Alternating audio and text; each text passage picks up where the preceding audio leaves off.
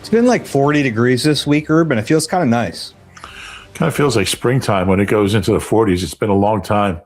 This was like the third longest consecutive days without going into 40s. I guess somebody has, weatherhead out there, stat head for weather. But yeah, it's. I saw some 50s in the forecast for next week. That's going to feel amazing. I like that. You get out the sunblock. All the snow's got to melt. I'm tired of looking at it. It's a lot of snow still out there. And now it's like gross. It's got like oil in it and trash in it. It's not that clean, white, shiny snow that we got at first. Yeah, I'm ready. I'm ready for it to end. You know what helps though is when pitchers and catchers report and you just get those videos and you hear just hearing the bat hit the ground, those great baseball sounds, the ball hitting the glove. Ball hitting the glove is my favorite. That pop is a good one. It's a good one. Yeah. Yeah. Phillies pitchers and catchers reported. We've got a crew down there. They're doing a great job. But we're the Eagle Eye podcast brought to you by Nissan, Reuben Frank, and Dave Zangaro. You're right, though, Reuben. Man, I get excited those first images from Clearwater. Why can't we have Eagles training camp in Clearwater? I guess it would be like 120 degrees, but it'd be a little hot. I think I told you a few weeks ago I was in the office and I was going over travel plans for the Combine at the same time that they were going over John Clark's travel plans for Clearwater. I was like, I'll switch. I'll happily go to Clearwater for a couple of weeks. I know you're not a big fan of Indianapolis, but it's a fight. There's nothing wrong with Indianapolis, but Indianapolis in February versus Clearwater in February is, a little different. It's not a fair fight. Yeah, not exactly. We have a lot to talk about on this podcast, as we always do. Some updates to the coaching staff, some guys who are staying, one guy who is leaving. We want to get into all of that. We have our predictions from the 2025 season, and this is always my favorite part of the year is to find out how bad we screwed those up. So we'll go through those a little bit later in the show, and then we do have questions from everyone as well. Yeah, there's a couple that neither of us was close on, so it's fun to go through it. Yeah, and it's one of the few things that I do not have my hands on. That is a Reuben Frank exclusive type of thing. You know who won right now, don't you? I do. Okay, so we'll find out. Well, you have all the. I sent you all the I do, but I try. I don't want to. I want to be surprised on the pod. It's like one of the few things we have where I can actually learn it in the moment with the listeners. Okay. So I enjoy that part of it. I'm glad you do. All right. We'll get to that. Let's talk about the coaching staff first.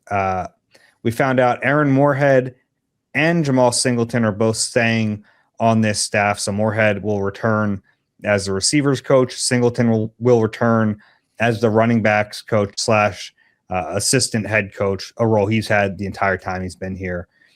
Reaction to both of those, and then we'll hit them individually. Yeah, and Singleton's been here since 21, Moorhead since 20. So he was here a year before Nick. I think Singleton's one of the best in the business. You look at, I think the Eagles are second in rushing since he got here. Now, obviously, a lot of that's Jalen, not so much this year. But, Miles Sanders had his best year under Singleton. DeAndre Swift had his first Pro Bowl season. I think he probably had a little bit better year this year in Chicago, but he was very good that year. And obviously, Saquon, what he did last year. I think the product has been terrific. And then you see guys like, some of the backups, Gainwell, do well. And, it seems like whoever he puts out there is prepared and has success. So I think with Moorhead, I know there's a lot of pushback on him. I keep reading he hasn't developed anybody. It's not like he's failed to develop anyone either. Like it's not like they've drafted a bunch of high round wide receivers. And I know the complaint I keep seeing as well, AJ and Devontae were really good when he got them. AJ was a first round pick. Devontae was a Heisman Trophy winner and a first round pick. AJ was a second round pick, but he was already a star. He was a proven star. I just figured I'd save us the emails there. Yeah, I appreciate that. As soon as I said it, I knew it was wrong. I was hoping you'd just let it go, but that's all right. But yeah, no, those guys were both pretty established. But I'm not gonna criticize the guy because Jahan Dotson and Travis Fulgham and some of these guys haven't panned out. I don't think. I mean, Dotson was a disappointment in Washington as a first-round pick. And he was the 3 here. He just didn't get the targets. And he made some plays when he did. I think a guy like Darius Cooper has a chance to be a player. We saw him, grow as the season went along. I don't know. I'm not ready to condemn the guy because a bunch of undrafted guys or late round picks, didn't, because Johnny Wilson didn't have a Pro Bowl season. So, yeah, I think the players seem to like him. I think he's pretty solid. I think Singleton's a great guy to keep around. I was a little worried they would lose him. So, yeah, I think they're both worth keeping. Yeah, I mean, I think Singleton definitely is. If they were to change Aaron Moorhead, I'd understand it. But I also I think, I think some fans are taking it a little too far with it seems like Aaron Moorhead was public enemy number 1. And I don't think I realized that until we were able to report that he was coming back. And I saw this. It's you watch their receivers and were there some lazy routes? I don't know how much to pin on him. You don't want to see that, obviously. But in terms of the not developing anyone, I kind of agree with you. Who's he supposed to develop? Anaya Smith, is that who we're talking about? Maybe. I think it's fair to say that. But if it's fair to say that, you also can't completely ignore AJ and Devontae. I mean, AJ's had his best seasons in the NFL here. Devontae hasn't played for another coach in the NFL. Would they be good elsewhere? Yeah, duh, obviously. But I don't know. It seems really unfair to pin all the failure on him and none of the success. Yeah, and then you have a guy like Quez Watkins, and I know he kind of became a punchline after the Super Bowl, but he was really good that 1 year under Moorhead, 647 yards. We have 33 for 647. I believe so. As a 6th-round pick, I believe.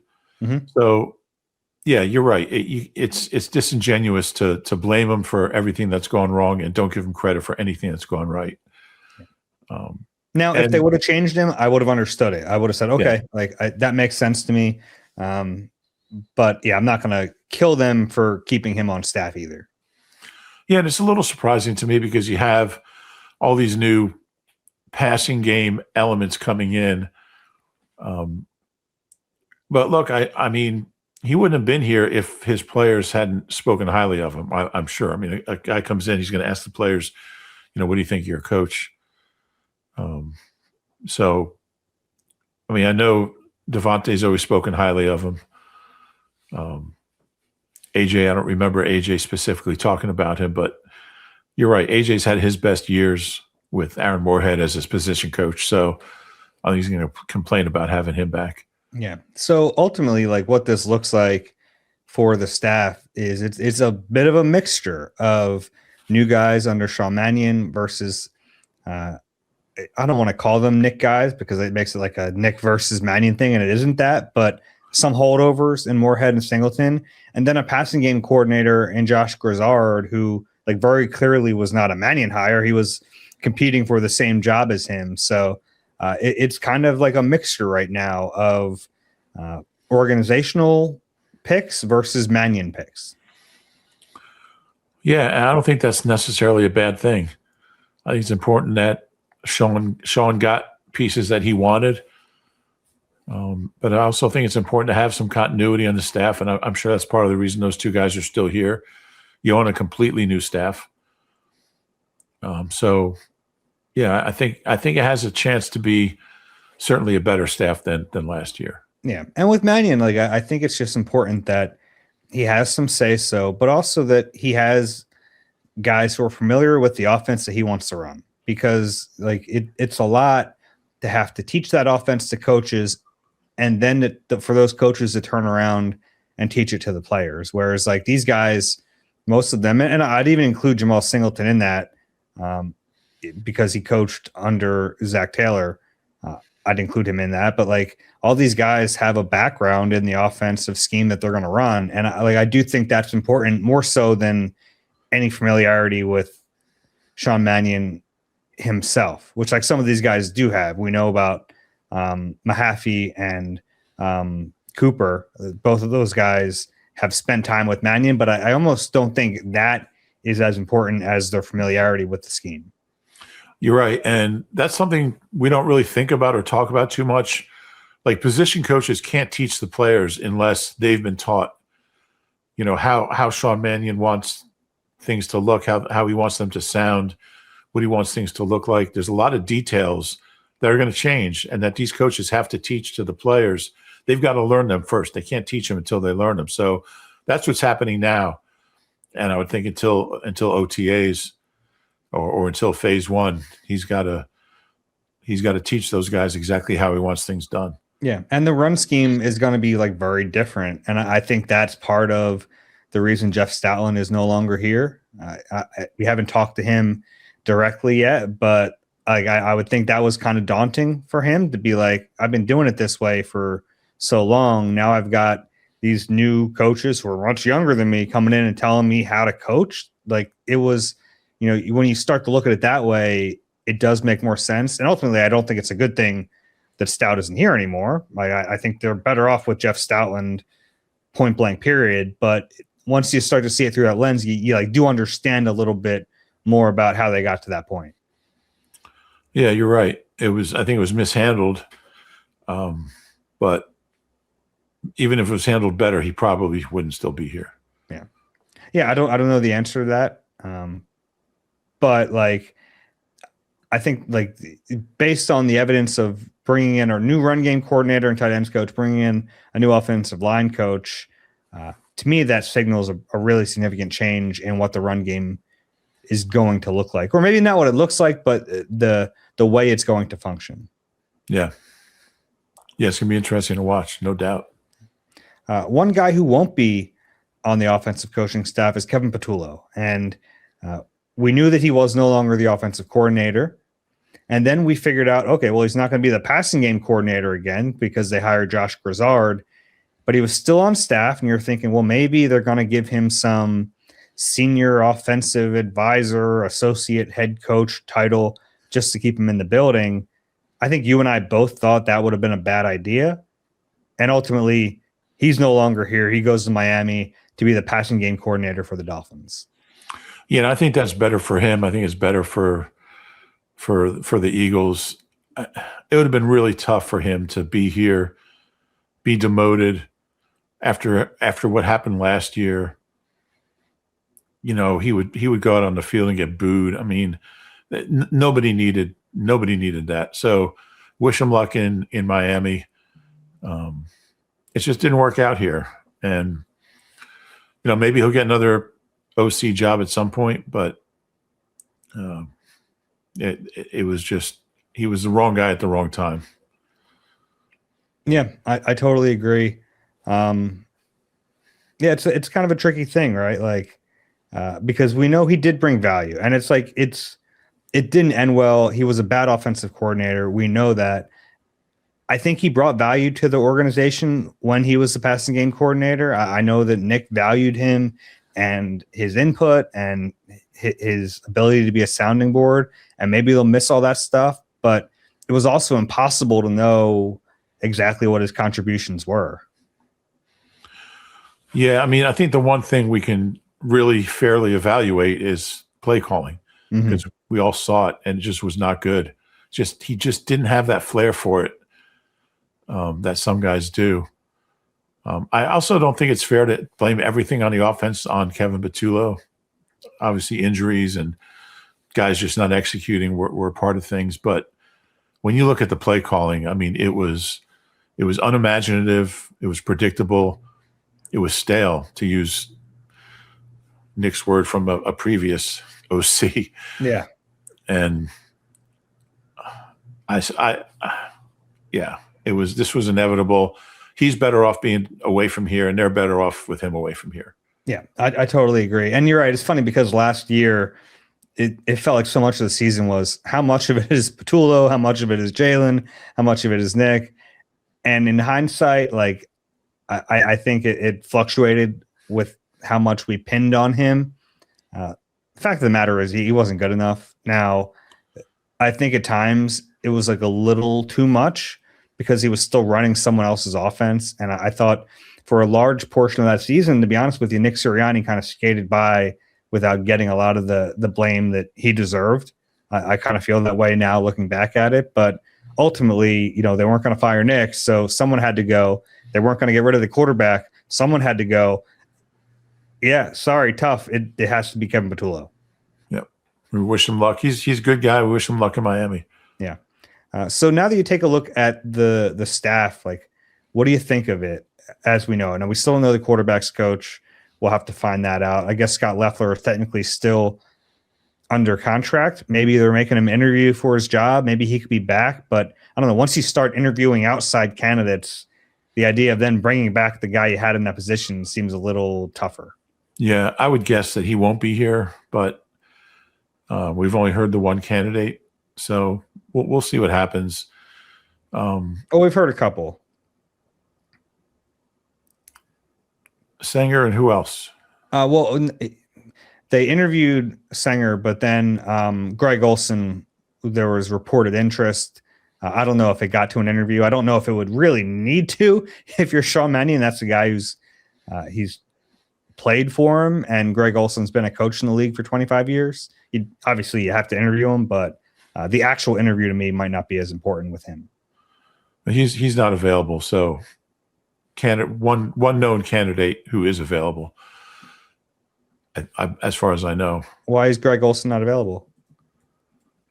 Didn't he go somewhere else? Did he get a job? No. Am I losing my mind? Yeah, no. Okay. He was he was the Raiders interim OC last year, but yeah. I was under the delusional impression he got hired somewhere, but just ignore me on that. But okay. But yeah, I think I was planning on it. Like you said earlier, I think the combination of holdovers and new blood is a good one. I think it's important to have that, to have new ideas and still kind of have continuity and a link to the previous administration. Obviously, Nick is still here, to the city's dismay. Can we talk about Nick a little bit? Because Let's talk about Nick a little bit. He's still here. He's a CEO head coach, but we know his background is in offense. And even like last year, late in the season, he started to have a heavier hand when it came to offense. He admitted as much. What are the expectations for him as a CEO head coach who has a really young offensive coordinator who's never done it before? Well, I think the fact that he's given Sean Mannion a lot of space to bring in his own people is an encouraging sign. You don't bring in those guys to run Nick's offense, so I'm assuming that Nick's going to genuinely give him the leeway to run what he wants to run.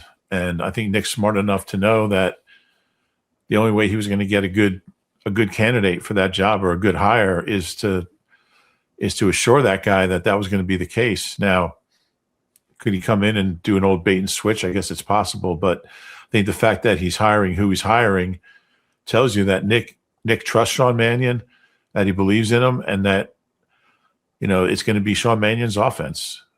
I think Nick knows to stay out of the way. I mean, he came back reluctantly last year, I guess, to have a bigger role in the offense. I don't think it's what he wanted. It was almost out of desperation. I think he's more comfortable. I think he'll be more comfortable just staying out of the picture. It might drive him crazy sometimes, but if the offense is rolling, I think he'll be all right with it. Yeah, well, that's the thing. If the offense is rolling, say it's week 4, you lose a game, you lose a couple games, the offense doesn't look the way you want it to look. How long is the leash? Is there a point where you do have to worry? And who knows? Maybe it would help, maybe it won't help. But is there a fear at that point? Like, if things aren't going well, does Nick start to step in and not let a young coordinator kind of work himself out of it? It's a great question. I don't have the answer, but I think it would have to be more than 4 weeks. I think it would have to be, and we don't know when the bye week's going to be. That 4-week bye week a couple of years ago worked out well. Week 5, yeah. Yeah, I don't know. hopefully it doesn't come to that. But if it does, look, I don't know if it even helps for Nick to kind of have a bigger role. Certainly didn't help this year. It helped against the Raiders. They scored 31 points against the Raiders or whatever it was, but so did everyone else. So I don't know. I don't know at what point he would say, all right, Sean, this isn't working. I think it would have to be halfway through the season. You got to give him. You think Grizzard, how much of Grizzard being here is, hey, we just want fresh ideas. We liked some of the ideas he had. We want to bring those ideas in versus, well, if it hits the fan, we have someone in the building who we can maybe turn to. Yeah, and they didn't have that this year, and I think that's why Nick. And having that doesn't always work out. We saw that in 23 with Matt Patricia. I thought it worked out great with Matt Patricia. Yeah, he ended up winning a national title with Ohio State, but it worked out for him. It didn't work out for the Eagles. It did work out for him. I guess it did work out for the Eagles. They bottomed out so hard. They got Vic Fangio, and they won a Super. You know what? Everything worked out fine. It did. Yeah, it did. But, yeah. What was the question? We got we got off on a Matty P tangent about Grizzard and why the heck he's here. Yeah, I think Nick didn't make a change because he didn't feel like he had a strong candidate to replace Patullo at week 10 or week 12 when it was obvious something had to change, and it never did because he didn't have a guy he felt comfortable with. Now, is that fair to Sean Mannion to have that guy waiting in the wings, looking over his shoulder? I mean, it's a tough business. You got to produce, and if he doesn't, I would expect Grizzard to get the next crack at it. At least you have somebody who you feel like can handle it. But I don't think it's going to come to that. I don't think fans are going to be chanting Josh Grizzard's name after 3 and out week 2. But I'd rather have that. Bless you. I'd rather have that heir apparent than not have it like last year. Yeah, I think that makes sense. Now, do you take them for their word that that's not the reason he's here? Because they're going to say he's here because we like the ideas he brought in. We wanted freshness. And I think at a certain level, I do believe them, but I also think it's in the back of their minds like, all right, we have a guy who's at least done this at the NFL level. I think it's a little of both. Mm-hmm. And I think that's fine. And like if Sean Mannion is as confident and, in himself as he seems to be and as he should be, he's not going to worry about a guy looking over his shoulder because he knows he's going to get the job done. Yeah. And I think it also they've empowered him to choose a lot of his own staff. And I think that shows the confidence in him. Yeah. That matters, right? I think you don't show that type of confidence to someone if you're going to take the reins away from him at the first sign of trouble. Right. Especially if he's already installed his own offense. Mm-hmm. What are you going to do now? Yeah. I mean, I don't think it would be I think it would, in my mind, it would be just the play caller element of it. I don't think they're going to change schemes halfway through a year, but if this 33-year-old first-time offensive coordinator feels a little overwhelmed on game day, then maybe you would turn over the play sheet only. And now you're back to where you were with somebody calling plays for an offense that's not his own. Yeah. Which is how we got here in the first place. So that's not ideal either. Yeah. But I think it's a better outcome than hey, remember all that offense we just learned? We're going to do something different. Yeah. That's when you have Kevin Byard drawing up plays with the defense. Yeah, that happened, didn't it? It did happen. Yeah. I won a Super Bowl the next year, which is even crazier. Kevin Byard's having a nice career for himself. Aside from his 1 year here, yeah, he is. Yeah, the rest of it's been really good. All right, let's take a break. When we come back, I'm going to hand over the reins, speaking of that, to Rube for our 2025 season predictions. We're going to see how we did. You deserve a car that thrills you, a car that puts goosebumps on your goosebumps. At Nissan, we've got everything from turbocharged SUVs to 100% electric vehicles that'll make your heart beat faster. Experience the thrill for yourself and shop your local Nissan store and nissanusa.com today.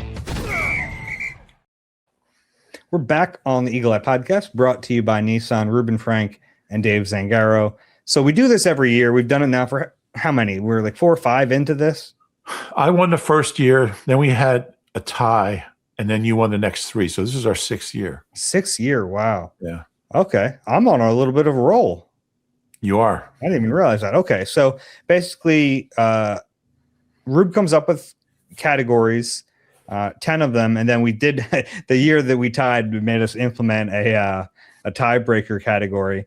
And basically we try to pick a number. Some of them are, kind of straight down the middle, like passing yards. And some of them are, interceptions by the top two players. They get a little in the weeds, but they're fun. I'll hand it over to you, Rube. What do we got?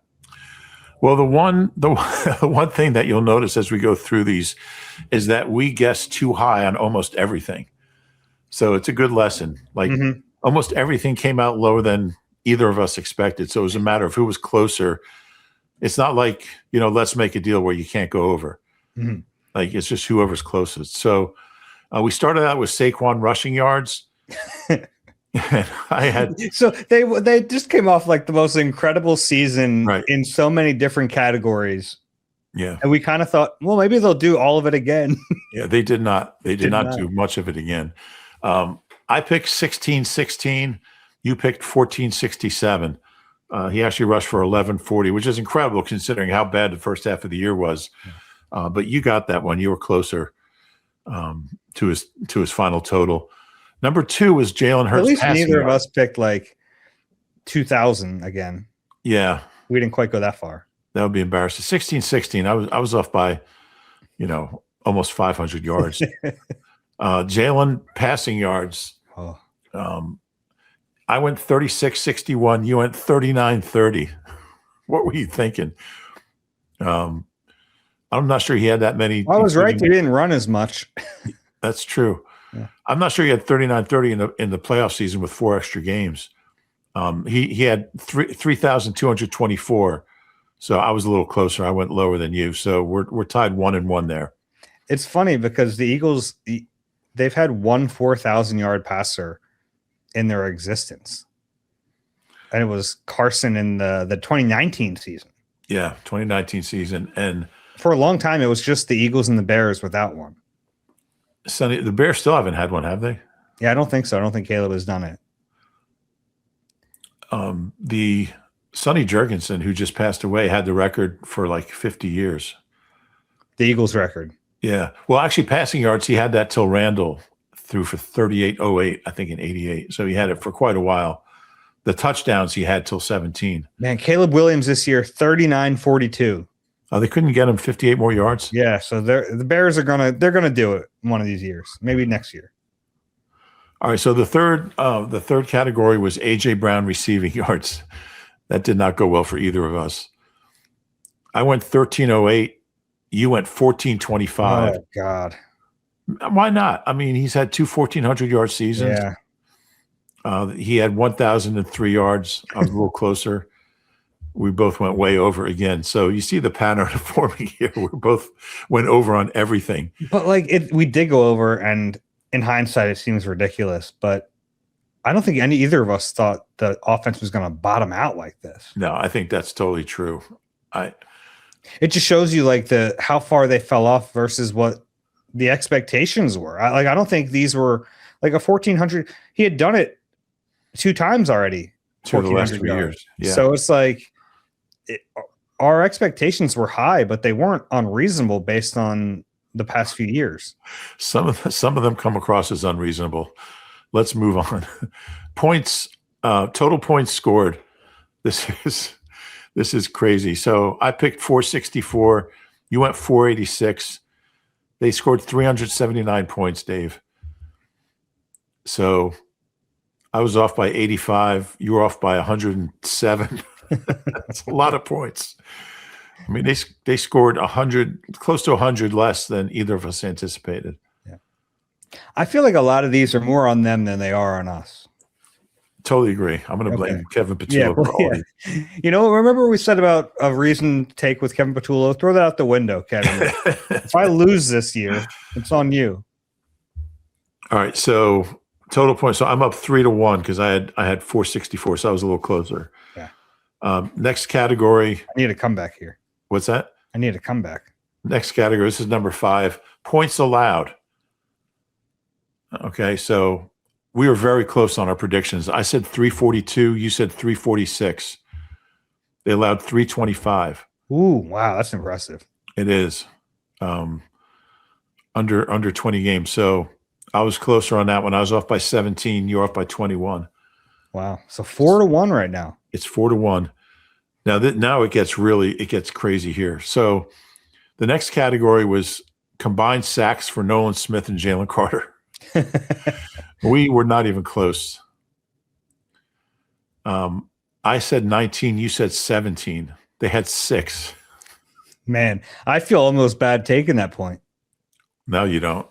You need. No, I don't. I said almost.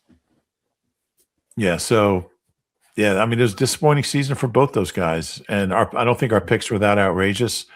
They both missed time. They both had injuries, and when they were healthy, they didn't play like they did the year before. So yeah, both third seasons for those guys.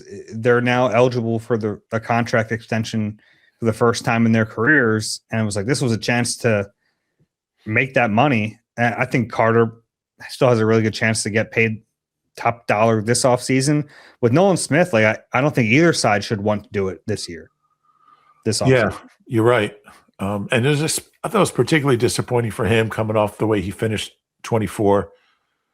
It was disappointing for both of them. Jalen for the Dallas incident and then being out of shape. And then obviously he needed the surgeries. So that was part of his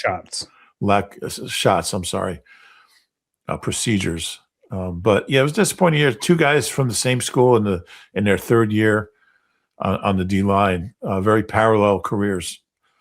Better, big second year, disappointing third year. Mm-hmm. So I think I'm up 3-2. You had to hitch your wagon to one of those guys. Jalen. Like, no doubt, right? Yeah, no doubt. Yeah. But I do think Nolan Smith has a chance. I just think we've seen him like where he's really, really good. And I think it's there.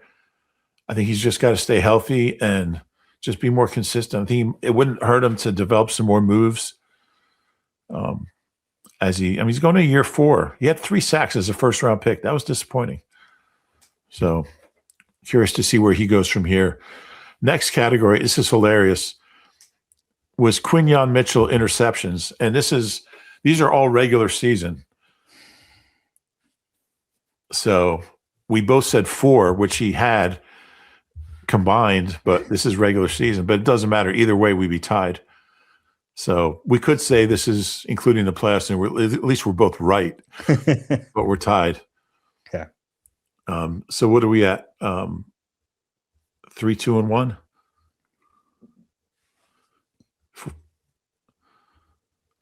It's 4-2, and then a tie, right? 4, 2, and 1. Okay. Yeah. All right. This one we are so high on this one as well. We've been over on everyone. It's a good thing these weren't over-unders because we'd be both winless. We said 4 interceptions for Quinyon. He had 2. He had none in the regular season. Yeah. Yeah. But we weren't even right if we include the playoffs. Yeah, he has 4 career interceptions. Okay. Yeah. Yeah. He had 2 this year. All right. So next is Jihad Campbell, big plays. I spelled Jihad's name wrong. That doesn't really matter because it's not for print. Jihad Campbell, big plays. We defined big plays as sacks, interceptions, forced fumbles, fumble recoveries, and tackles for loss. Okay. I said 19. You said 20. Oh, man. How many do you have? He had 4. Okay. So I was one closer. And I feel the same way. I feel bad taking a point there, but I will do it. Because I was one less than you. Disappointing season for him. He played a lot. I thought he was okay. I think it's almost unfair to call it disappointing because I think he was fine. I think he would have gotten better if he had been given that opportunity. But through no fault of his own, he wasn't given that opportunity. I agree. I did expect more splash plays from him. Mm-hmm. I think we both did based on our guesses. But yeah, I think he's going to be a good player. I think he has a chance to be a good player. He's got a ways to go, but I would guess he'll get that opportunity this year. Yeah, I think so. And linebacker can be a tough position for a rookie coming in sometimes. And I think he's athletic enough that he was going to make plays if he played the whole season. I don't know. I wasn't going to make 20 big plays like that, but I think we would have seen more. What drugs were we on when we did these picks? Do you remember? We're high on a Super Bowl. I guess you're right. All right, so I think I'm up 5-2-1. Is that right? Yeah. All right. Next was, I don't even know why we had this as a category, but Will Shipley scrimmage yards. I mean, we thought he was going to be RB2 at that point. They didn't have Tank Bigsby. I said 406. You said 484. He had 105. I think I was trying to look at Gainwell numbers and right. I think we both were. Yeah. So and we also did that before Tank Bigsby was an Eagle. True. So I guess I'm closer because I was off by 300 yards. You were off by almost 400 yards. Yeah. The next category, we were over on this one too, both of us. Jake Elliott total field goal distance in yards. So how many yards worth of field goals if you added up all the ones he made? I said 1032. Yes, you said 1068. It was 822. Wow. So so I got that one too. Runaway. Yeah, and then this is fun because the tiebreaker was how many players will be on the Eagles practice squad during the entire year. I said 34. Now, we don't need the tiebreaker, obviously, but I said 34. You said 35, and we're both really close. It was 34. Really? So, yeah. You didn't feel good about that like a week in when they started playing roulette. Yeah, because it was in the 20s like a week into the season, but things calmed down. Yeah, and then they started bringing it. They like basically rotate through to expand their practice squad from 16 to like 20. Yeah, but what helped me was that a lot of guys would come back and they would only count once. Mm-hmm. So, Antoine Powell Ryland, I think, was on and off like 4 times and only counts as one. So yeah, I'm back in the W column, first time in a few years. How's it feel? Feels good. Okay. I feel like I've really accomplished something here. Yeah, I've really got to train hard this off season. I mean, it's kind of funny how we were just so high on everything. Yeah, I think it speaks to like how high expectations were for this season and how much they underperformed. Yeah. And even though like they were winning games, like even when they were winning, it wasn't good. Now the defense, the one thing that we overshot that like ended up, we didn't really overshoot it. We undershot it was how many points they gave up. Defense was excellent. Like they should not have been as good as they were overall. Yeah, you're right. Yeah. And in a way, it almost makes the offensive ineptitude hurt worse because they wasted such a great defensive season when we didn't think they were going to be able to be as great defensively. No doubt. Yeah, I feel the same way. Yeah. All right. Well, that's fun. Congratulations on your win. You earned it. We have some time here. Do you want to go through? We have 2 options. This is a choose your own path here. I'll let you do. We have MVP odds for the 2026 season, or we can get a jump on questions and answer more of those. Let's talk MVP odds for a minute or two. Okay, let's do that. These are from FanDuel. Jalen Hurts plus 3,500, 14th on the list of MVP candidates in terms of the shortest odds. And it's funny because when I say that, I think that is way too low. But then I read the names and it's like I would take him over a few of these guys, but I understand him not being one of the top ones. And everyone ahead of him is QB, I take it? Yeah, everyone ahead of him and for like 5 or 6 spots behind him is a QB. The first non-QB on the list is Puka Nacua. Do you want to go through the names? I'll go through the names. I won't say all the odds, but these are in order of shortest to longest. Josh Allen, Lamar Jackson, Drake May, Joe Burrow, Justin Herbert, Patrick Mahomes, Dak Prescott, Matthew Stafford, Jordan Love, Trevor Lawrence, Caleb Williams, Brock Purdy, Jaden Daniels, Sam Darnold, and then Jalen Hurts and Bo Nix tied at plus 3,500. Yeah, I mean, there's right behind him, Jared Goff and Baker Mayfield. Who's just ahead of Stafford? Dak. I'm surprised they would have Dak have shorter odds than Matt Stafford, but yeah, there's some really good quarterbacks in the league, some veterans and some of the young guys. I mean, I still think Jalen should be somewhere in that top 10. I mean, he's been in the MVP conversation at some point during most of his seasons, really the last So right few. now, Trevor Lawrence and Jordan Love are tied at 9. So one of them is 10 at plus 1,500. Caleb Williams outside of the top 10. Brock Purdy outside of the top 10. Jaden Daniels, Sam Darnold before Jalen Hurts. I think out of those last 6 names on the list, I mean, I think I would put Jalen ahead of most of those guys. Yeah, well, let's go through them. So between Stafford and Hurts, there are 6 names. And I'd still have Stafford ahead, even at his age. I'd have him ahead because they're going to throw 5 million times. Yeah, and look, he just won the MVP. I'm fine having him ahead of him. So after Stafford, we have Jordan Love. He lost his QB's coach. He did. Man, I think I'd put Jalen ahead of him. I like Love, but I think I put Jalen ahead of him. I would better. too. Yeah. Trevor Lawrence.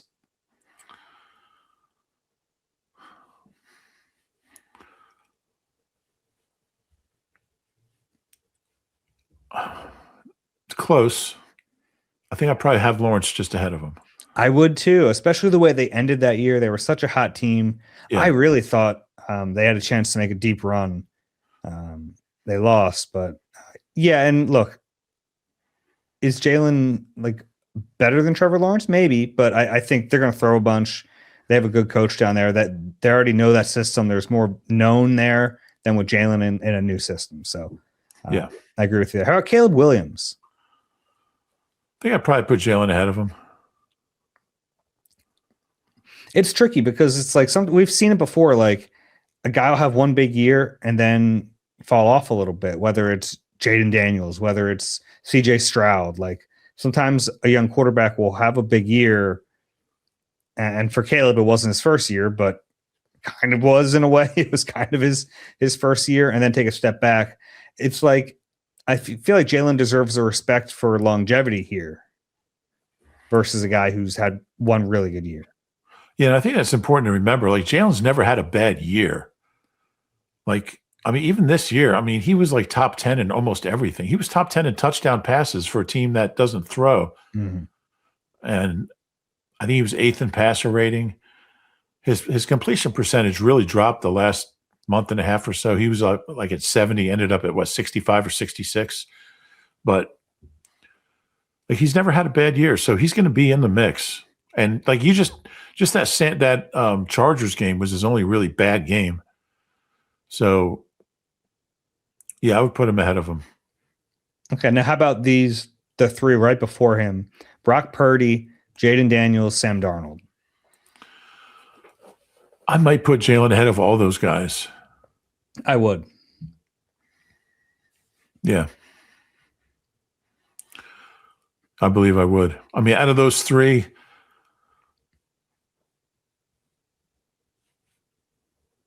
yeah. I think there's so much unknown with Jaden Daniels coming back this year. Yeah. Purdy, I think that team's going to be okay, but I don't know. Yeah, I think we've seen the best of Brock Purdy. I'm not sure we'll ever see him as good as he was that first year. I think he gets banged up. You know, he's a small guy. Jane Daniels, I don't think can keep him healthy down there. Yeah, I don't know that either. I think he's super talented, but like is he going to have the help around him? I don't know that. And that's a big part. You don't win MVP by yourself. You need weapons, and I think there's a chance Jalen will have some good ones. We'll see. And who's the other one on that? Oh, Darnold? Darnold, yeah. Yeah, I wonder if like the Super Bowl will kind of change his reputation. Probably will. It probably should. The guy's won 28 games the last 2 years, but I don't know if he'll ever have the pure numbers to really be in this conversation. Yeah, I don't know about that. All right, well, that's fun. While we have some time, let's get to questions. If you have a question for us, eagleeye@nbcuni.com. That's eagleeye@nbcuni.com. The QR code is on the screen, so you can scan that and send us a question that way. The first one today is from Mark. Hi, Dave and Rube. First, I want to just say you guys are my favorite Eagles content and do an amazing job with both your podcast and your online stories. Thank you. My question is about Nick Sirianni's future after the 2026 season. While the new OC could certainly improve the offense, the Eagles face several possible player departures and a challenging schedule. Plus, the way the season ended did not inspire confidence. Therefore, I think it's at least possible that the Eagles will have the same outcome or even worse outcome next year. What would put Sirianni's job in jeopardy? Missing the playoffs? One and done again? Having a losing record or a really bad record? Or is he safe for one more year regardless? I think if they win a playoff game, he's back regardless. I can't really see a scenario where they get back to the postseason and they at least get to the conference semis. Whether it's a bye, if it's a bye and they lose, then maybe not. If they're the one and they lose and don't get to the NFC Championship game, but would that be worse than like a wild card? Because it would mean they won 12 or 13 games. Yeah. So I'm not sure he gets fired after that either. And some of it might have to do with what that game looks like. Like if it looks like the 49ers game, then maybe yes. Yeah, I think a lot of it's going to have to do with like what it looks like to get where they got. And we both don't like. We can go that far. Like he's not safe automatically. I agree. Yeah, like I think if they go 7-10 and they're out of the thing by middle of December, I think there's a good chance he won't be back. Yeah, at that point, I'd be surprised if he was. Yeah, so I think he's got to either have a great regular season or win a playoff game to be back. Like. Then there's the in between. Like, what if they go 11-6 again and lose in the wild card round? I think there's a chance he wouldn't survive that.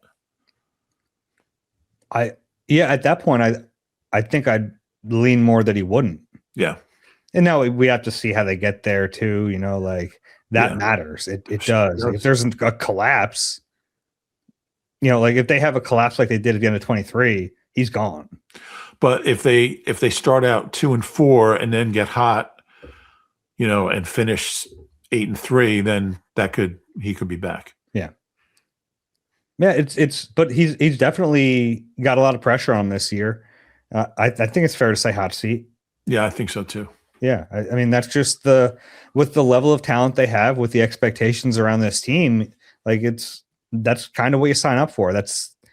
He's been a coach of a very good team. The expectations are high, barring like some unforeseen, like maybe they get decimated by injury or something like that. But barring something like that type of scenario, yeah, he better have a really good season or he's not going to be here. If you had to guess right now, is he the coach in 27 or not? It's really tough.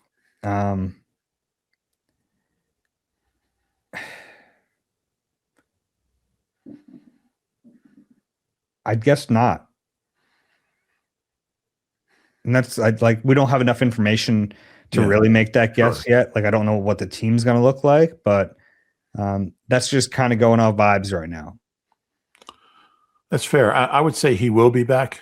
To me, this feels like you remember when Jeffrey kind of gave all the power to Chip and basically said, well, it's either going to work or I'm going to fire him. That's kind of what it feels like right now. It's like, yep, we're going to hire a new OC. We're going to see how this works. If it doesn't, we're going to clean house. That's what it feels like to me. Yeah, that's fair. I think he'll be back. We'll see. Yeah. Like I said, neither of us have enough information to really answer that question right now. That's what makes it fun. Yeah. Next one is from Steve. Hey, Dave and Rube, love the pod. Keely Ringo has shown to be a very good special teamer and a good tackler, yet he struggles in coverage. Do you see anything in his game that would suggest a move to safety for him? Could he succeed in zone coverage and close to the line of scrimmage? Thanks for all that you do. Go Birds. Who was it who was telling us how tackling on special teams is so different than tackling on defense? It was either Vic or Michael Clay, but I can't see him having success as a defensive back, period. I just can't from what I saw this year. The inconsistency, just the bad angles, Just the I mean, I don't think he's a safety. I don't think you still have to cover people and and you have to his instincts are bad. Yeah. And as a safety, you still need instincts. I think from a body type argument, it makes a lot of sense because I think he's been a little stiff as a cornerback, and you don't have to be as fluid with your movement as a safety. So I think it makes some sense from that perspective. But I think there are elements that are missing from his game as a corner that you still need as a safety. Right. But it's a good idea, but it's not going to happen. No, you don't think they'd try it? I don't think he'll be here next year. Really? We haven't gotten that far in our stay or go. I think he's valuable to have. But I mean, if you have a corner being as a really good special teamer, as a backup corner, you got to have some confidence if he has to play that you can put him out there and he'll hang in there. But I just don't have that with him. Mm-hmm. So I'd rather have a guy who's maybe not so great on special teams, but you feel a little more confident in him as a corner. Okay. Interesting. He is a really good special teams player, though. Next one is a long one. It's from an anonymous emailer. Really? Do we take anonymous emails? We do. Okay. How can he be anonymous? Doesn't he have to have his return email? This person asked to be anonymous. Oh, okay. Please keep me anonymous. I fear for my personal safety for harboring this view. I think the exit of Jeff Stoutland is a huge benefit to the offensive identity of the Eagles. When you unpack the numbers, Stoutland U has actually struggled to produce from the beginning. And he basically showed the top rusher from each year under Stoutland, where they ranked in the NFL. As a longtime fan, I remember the feeling of why can't we get the run game going for years and years? If you look closer at Saquon's breakout year, even that was buoyed by entirely by a guy who obliterated through contact and had one of the best yards after contact seasons ever. This conspiracy goes deeper than the run game. I also think Stoutland gets too much credit for Jordan Mailata and the other O-line developments. I understand that his voice carries a lot of weight in the draft process, but I think the talent of these guys has been diminished too much. Look at Cam Jurgens. He was the 51st overall pick. The fact that he's a starting lineman is the expectation, not a revelation. Also, the main knock on him out of college was playing recklessly and getting injured. One would have hoped that Stout's technique would reduce that, but I digress. Ultimately, while it may have been publicly messy, moving on from Stoutland is exactly what this team needed. Moving away from the shotgun inside zone scheme to bring a more modern under center scheme not only allows for more motion pre-snap, but it also solves other offensive issues. It solves AJ's complaints about the simple route trees. It allows Devontae Smith to become a true second option and not just by talent. It even allows for Jalen to use his legs less if that has ever been an issue. I am super pumped for Sean Mannion. I think it's exactly what the doctor ordered. I mean, when you have Hall of Fame offensive linemen crediting their entire career to one person, and you look at his track record, I mean, just about every offensive lineman that's played for him a significant number of games has been an above average player, has gone to a Pro Bowl. I think 8 out of his 10 starters, 25 games or more, have gone to at least one Pro Bowl. So the running game part of it, look, they've had really good running backs and a lot of success running the ball since he's been here, from, Ryan Matthews on through Miles and Swift, obviously Saquon. But the O-line part of it, I think he's been so good developing young talent, especially late round guys, undrafted guys, but also starters. I mean, Kelsey was a 6th round pick, so he's one of those late round guys. So I'm not buying that. I think he's incredibly valuable as an O-line coach, respected by everyone in that building. He'll be missed greatly. Yeah. Ultimately, he's a really good coach. The one part that, not that I agree with it, they miss Jeff Stoutland. They can have Jeff Stoutland. They have Jeff Stoutland 10 out of 10 times. But, is this a necessary thing to change the scheme? I get that argument of it. If you're excited about Sean Mannion and about the new offense coming in, I don't want to quell that excitement. I think that's fun. That's different. in a way, is it easier to have a different O-line coach to implement that? Maybe. I still think they'd be better off having Jeff Stoutland than anyone else. But that's the one part of the argument that I can kind of see a little bit. Yeah, I mean, obviously they needed change, and we've got change, and I think that's a good thing, but it doesn't mean you have to change everything. Mm-hmm. Yeah. We'll do one more? Sure. Next one from Ben. Hey, guys, big fan of the pod. One topic I don't hear discussed much is the long-term ownership succession plan post-Jeffrey Lurie.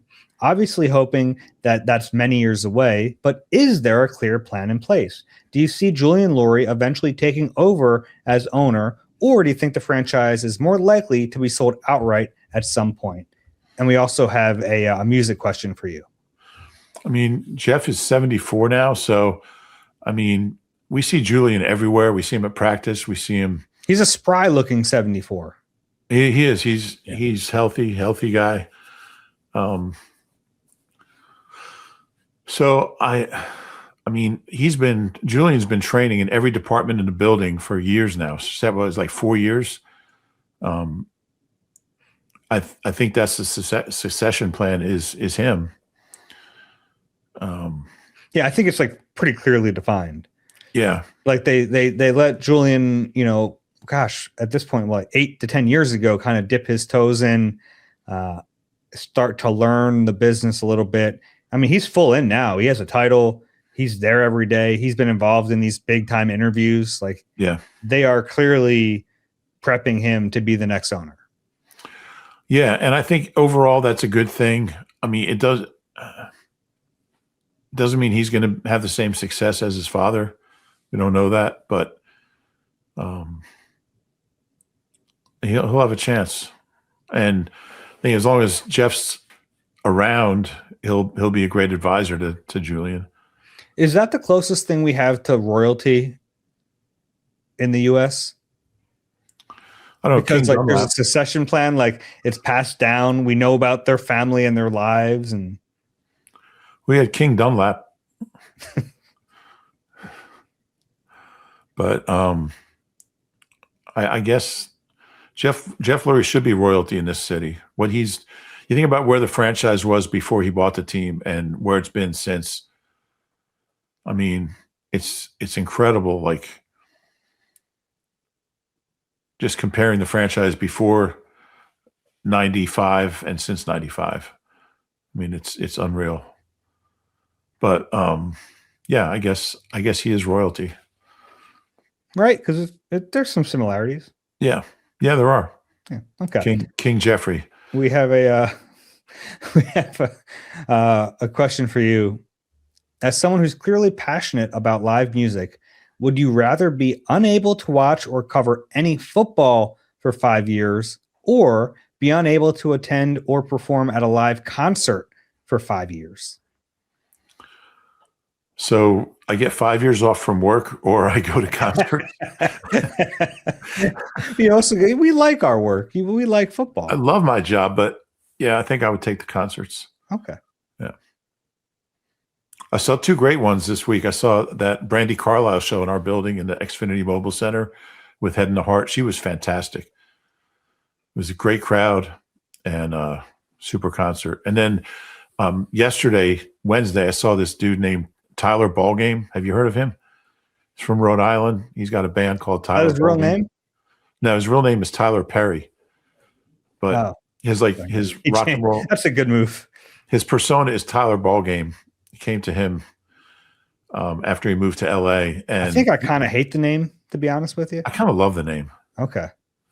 Tyler Ballgame. He's a great songwriter. It was a terrific performance yesterday. It was a taping of an NPR session. Really talented, great voice. Check him out. He's just put out his first album like in the last week. Okay. Tyler Ballgame. If you're taking someone to his concert, do you say, "Take me out to the ball game"? I suppose you would. If you have a question for us, eagle@nbcuni.com. If you enjoy the Eagle Eye podcast, you know what to do. Please rate and subscribe wherever you get your pods. If you're watching on YouTube, click the like button and subscribe there as well. Rube, any final thoughts today? How's your first mock draft coming along? It's coming along. It's kind of fun to get back into the world of draft prep. And this year it's a little easier because last year we were kind of in the afterglow of a Super Bowl and a parade and all that. So I know fans would prefer that, but for me, this is a little easier. Those mock drafts are fun. That season's coming up soon. Oh, it's almost here. We'll talk about that on another Eagle Eye podcast presented by Nissan. For Reuben Frank, I'm Dave Zangaro. We'll talk to you soon.